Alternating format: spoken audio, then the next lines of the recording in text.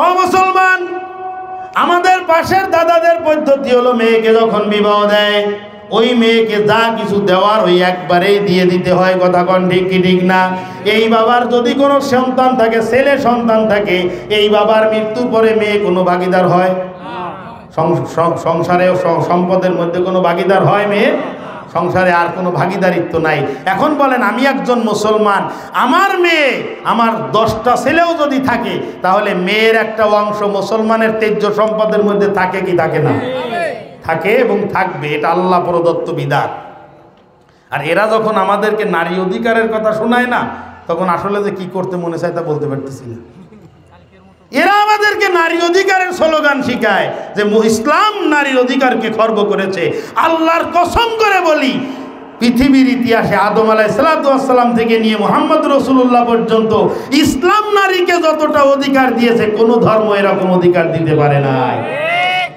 তোমরা কিচ্ছু দাও না, এরাও অর্ধেক দেয়, ছেলেরা দ্বিগুণ দেয়, এদেরকে অর্ধেক দেয়। এটার আবার যুক্তি আছে, ওদিকে যাওয়া যাবে না, অনেক গুরুত্বপূর্ণ কথা সামনে আছে। খেয়াল করেন, এই ডিজিটাল ভিখারি কি হওয়া যাবে? ছেলের বাপ যারা আছেন তারা একটু বলেন, এরকম ভিখারি হবেন? অবদান খেয়াল করবেন, খোঁজ নিবেন যে আমি একটা দিনদার ফ্যামিলির থেকে একটা দিনদার মেয়ে আমার বাড়ির পুত্রবধূ করে নিয়ে আসবো।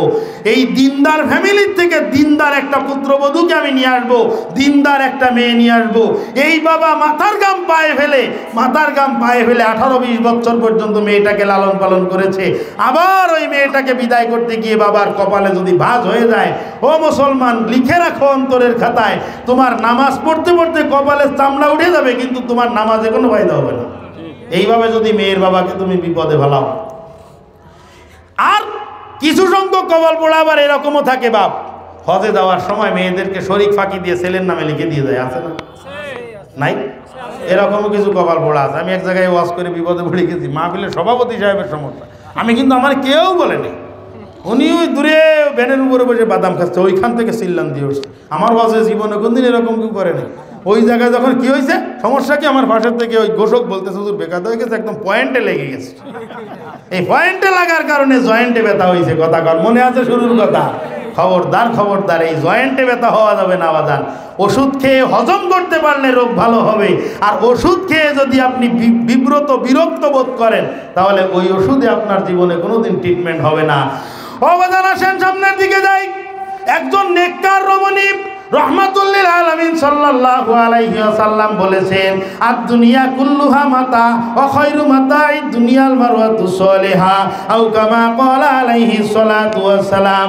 আল্লাহর নবী মুহাম্মদুর রাসূলুল্লাহ আওয়াজ করে বলেন সাল্লাল্লাহু আলাইহি ওয়াসাল্লাম, পবিত্র জবানে ঘোষণা করতেছেন, উম্মত রে, দুনিয়ার মধ্যে আল্লাহ পাক রব্বুল আলামিন যা কিছু দান করেছেন সবগুলোই আল্লাহ পাক রব্বুল আলামিনের পক্ষ থেকে দেওয়া একটা নিয়ামত। অনেক সুন্দর সুন্দর জিনিস আল্লাহ পাক রব্বুল আলামিন দান করেছেন। আসমানের নিচে, জমিনের উপরে আসমানের মালিক যতগুলো নিয়ামত দান করেছেন, সমস্ত নিয়ামতের মধ্যে সর্বোৎকৃষ্ট নিয়ামত, সবথেকে দামি নিয়ামত, সবথেকে সুন্দর নিয়ামত হলো নেককার স্ত্রী। আওয়াজ করে বলেন সুবহানাল্লাহ। একজন নেককার স্ত্রীর গল্প ফেসবুকে ভাসতেছে বাজার। ওই যে বিডিআর সদস্য মাত্র 19 দিন সংসার করার পরে 16 বছর পরে জেল থেকে বের হয়েছে।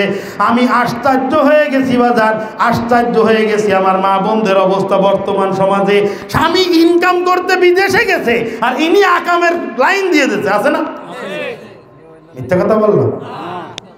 স্বামী গেছে ইনকাম করতে, ঢাকায় থাকে, 15 দিন পর 1 মাস পরে বাড়িতে আসে, তার নামে কত কিছু শোনা যায়, তাই না? আর এই মেয়েটা চিন্তা করতে পারেন, 16 বছর পর্যন্ত স্বামী জেলখানায়, কোনোদিন ফেরবে কি ফেরবে না, আদৌ কোনোদিন দেখা হবে কি হবে না, মাত্র 14 দিন সংসার করার পরে স্বামী জেলে চলে গেছে। আমি বলতে বাধ্য হচ্ছে, আমার ভুল হইলে আল্লাহ মাফ করুক, এটাকে দিনদার স্ত্রী বলা হয়। হ্যাঁ, আর ফেসবুকেও চেহারা দেখতেছি আমরা, ভালো সুন্দর চেহারা দেখতেছি, ঠিক আছে, এটা অপরাধ হয়েছে, এটা অবশ্যই অপরাধ হয়েছে, কিন্তু সে আসলে একজন নেককার স্বামী ভক্ত একজন স্ত্রীর পরিচয় সে দিছে। জীবনের পবিত্রতা নষ্ট হতে দেয় নেই। এত বড় অনিশ্চয়তা সত্ত্বেও হইতে পারত, যদি এখনো যদি পরিবেশ না হইতো, স্বামী তো বেরোতে পারতো না। কথা কন, মুখ অন্ধকার হয়ে যাচ্ছে কেন সবার? এই স্বামী যদি এখনো বের না হতো, না হইতে পারতো কি? না হওয়ার সুযোগ ছিল না? চিন্তা করার বিষয়। বা জানো মা, নসিহাত গ্রহণ করো, নসিহাত গ্রহণ করো। অনেক কপাল পোড়া মা বোনেরা আছে, স্বামীর আমানত রক্ষা করতে পারে না, এটা আসলে কোনোদিন দিনদার রমণী হইতে পারে না। কথা বলেন নাকি ঠিক না?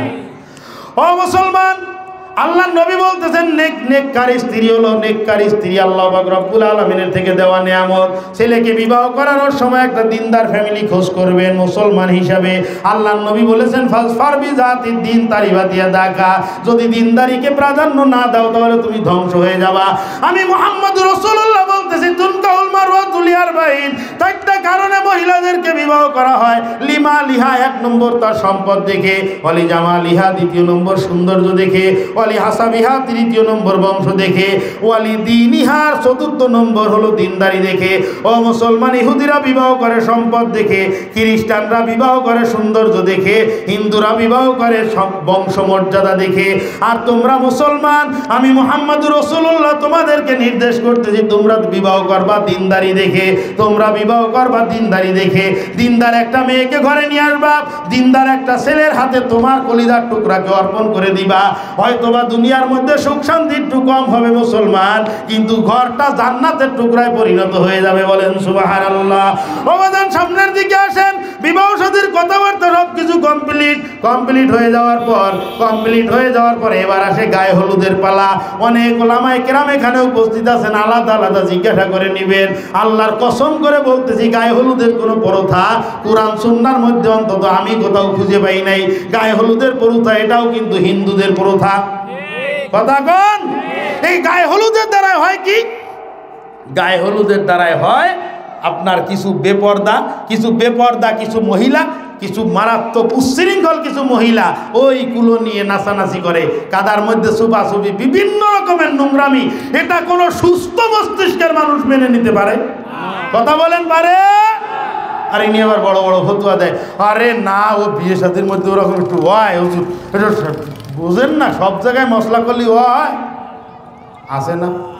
দাড়ি বাঁকা মুরব্বী, আল্লাহু আকবার। বাজান, আপনারও যদি এখনো মশলা যদি শুনতে মনে না চায়, আর কবে শুনবেন? মশলা আর কবে শুনবেন?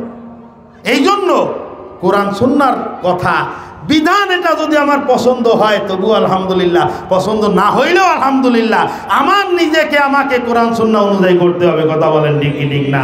এরপরে আসেন, সমাজের মধ্যে একটা নোংরা রেওয়াজ প্রচলিত একটা বিধান এখনো পর্যন্ত বড় বড়, ওই যে এই ওয়াজের মধ্যেও নিয়ে আসছে না, ওই যে ডিজে, ওই যে বড় বক্স, এই বক্স দিয়ে 2-3 দিন পর্যন্ত আশপাশের 10-15-20 বাড়ির ঘুম হারাম করে দেওয়া, এই রসম আছে কি আছে না?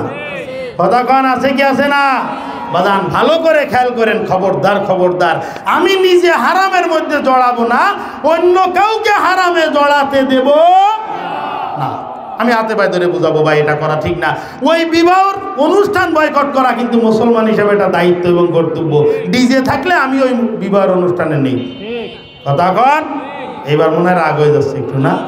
ডিজে থাকলে ওই বিবাহের অনুষ্ঠানের মধ্যে আমি নাই।